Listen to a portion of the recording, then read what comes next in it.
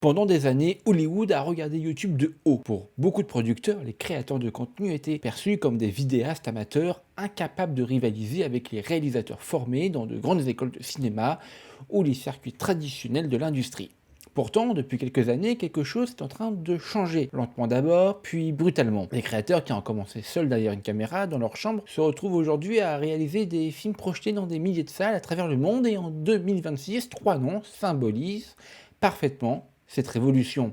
Curry Barker avec Obsession, Ken Person avec Backrooms et Markiplier avec Iron Log. Le plus fascinant dans cette histoire, ce n'est pas seulement le succès commercial de ces films, c'est le fait qu'ils soient tous portés par une génération qui a grandi sur Internet, une génération qui a appris le montage sur Adobe Premiere avant même d'entrer dans une école de cinéma, une génération qui a compris les codes narratifs de YouTube, des réseaux sociaux et de la culture web avant même de mettre un pied à Hollywood. Aujourd'hui, ces créateurs ne cherchent plus à intégrer le système, ils sont en train de le transformer totalement. Obsession, Backrooms, Iron Log, les youtubeurs à la conquête d'Hollywood.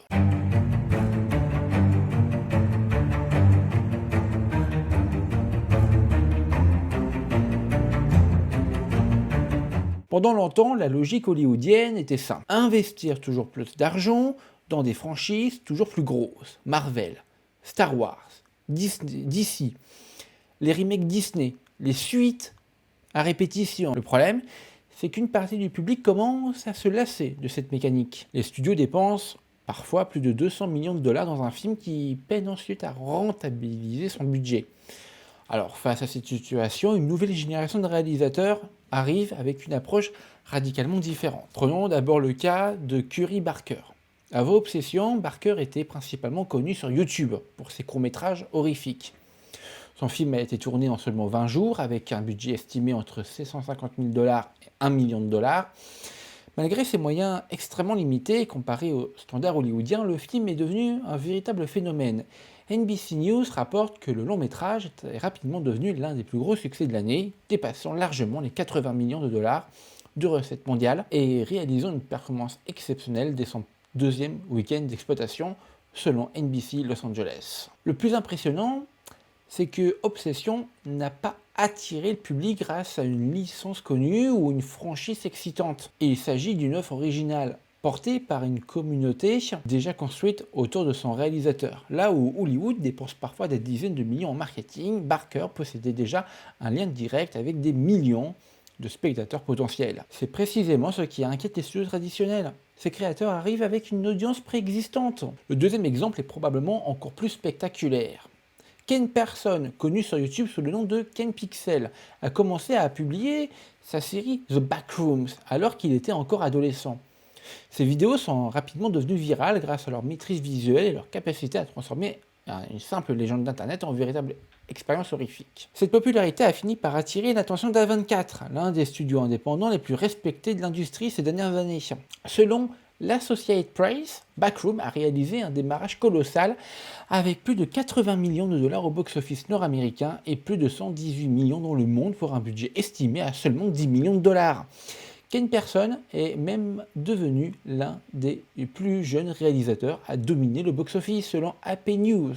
Alors, ce succès démontre quelque chose de fondamental. Les idées nées sur Internet ne sont plus considérées comme des sous-produits culturels. Elles deviennent des licences capables de rivaliser avec les productions traditionnelles. Là où Hollywood passait autrefois son temps à adapter des romans, des comics ou des jeux vidéo, il regarde désormais du côté de YouTube. Enfin, impossible de parler de cette révolution sans évoquer Markiplier.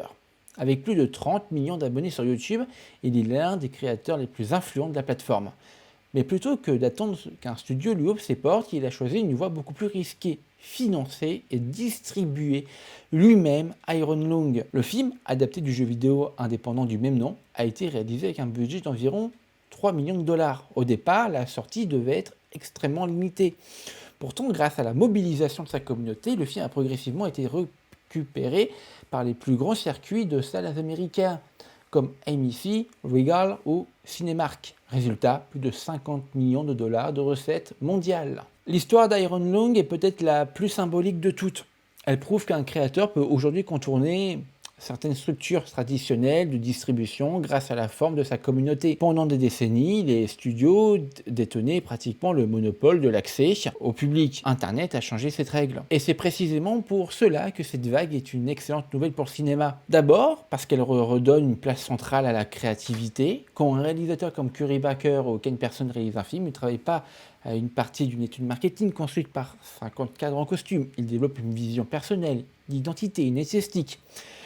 Ces créateurs ont passé des années à expérimenter. Seuls sur Internet, ils ont appris à raconter des histoires avec peu de moyens. Cette contrainte a souvent renforcé leur créativité. Ensuite, cette nouvelle génération comprend naturellement les attentes du public jeune.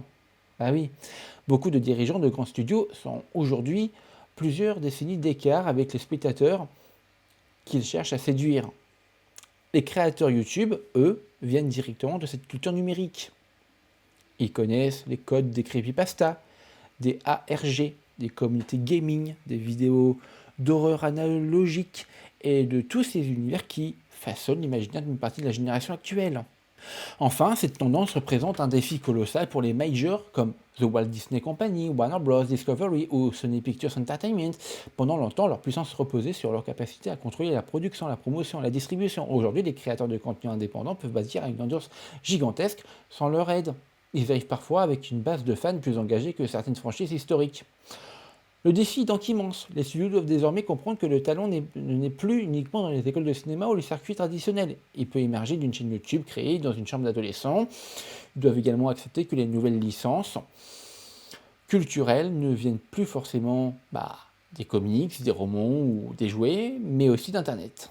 Ce que nous observons aujourd'hui dépasse largement le simple succès de 3 films d'horreur. Nous assistons peut-être à la naissance d'une nouvelle génération de cinéastes, une génération qui n'a pas attendu la validation d'Hollywood pour apprendre son métier, une génération qui a construit son public avant même de réaliser son premier long métrage, une génération qui transforme progressivement les règles du jeu. Pendant des années, Hollywood a considéré YouTube comme un monde parallèle. Aujourd'hui, ce monde parallèle frappe directement à sa porte et au vu des résultats d'Obsession, de Backroom et d'Arion Long, il est de plus en plus difficile d'ignorer ce qui arrive avec une caméra, une communauté et une vision. Parce qu'au fond, ce que ces films prouvent, c'est que le futur du cinéma ne se trouve peut-être pas uniquement dans les bureaux des grands studios de Los Angeles. Il se trouve aussi sur Internet, là où une nouvelle génération de réalisateurs est déjà en train d'écrire les prochaines règles d'Hollywood.